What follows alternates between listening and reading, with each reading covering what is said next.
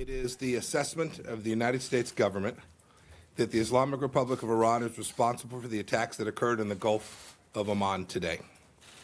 This assessment is based on intelligence, the weapons used, the level of expertise needed to execute the operation, recent similar Iranian attacks on shipping, and the fact that no proxy group operating in the area has the resources and proficiency to act with such a high degree of sophistication.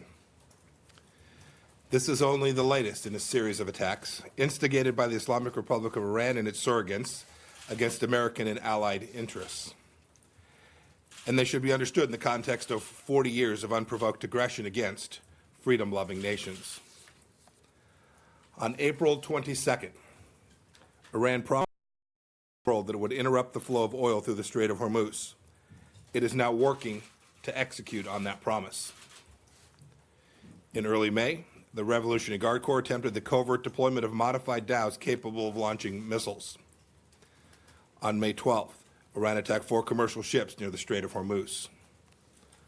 On May 14th, Iran-backed surrogates attacked by armed drones struck 2 strategically important oil pipelines in Saudi Arabia. On May 19th, a rocket landed near the U.S. Embassy in Baghdad.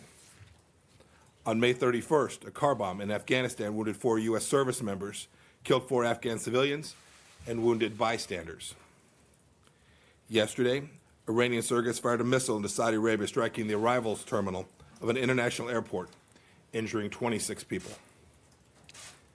Taken as a whole, these unprovoked attacks present a clear threat to international peace and security, a blatant assault on the freedom of navigation, and an unacceptable campaign of escalating tension by Iran.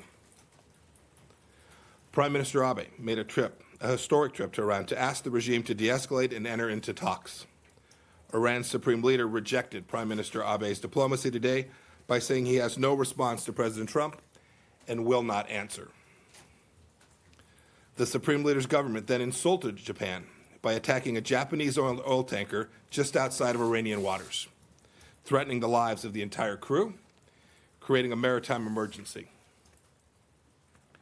Iran's foreign minister today responded to these attacks.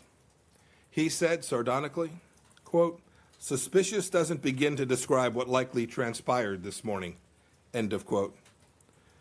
Foreign Minister Zarif may think this is funny, but no one else in the world does.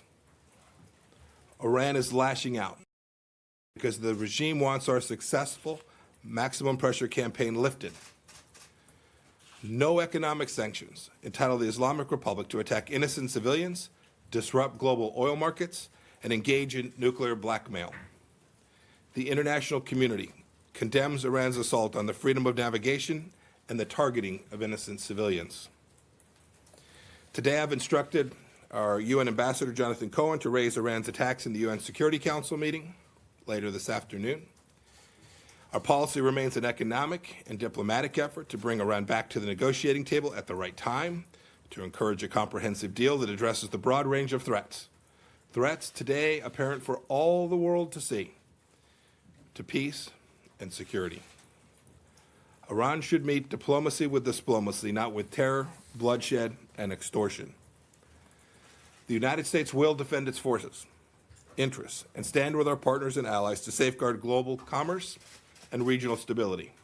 And we call upon all nations threatened by Iran's provocative acts to join us in that endeavor. Thank you.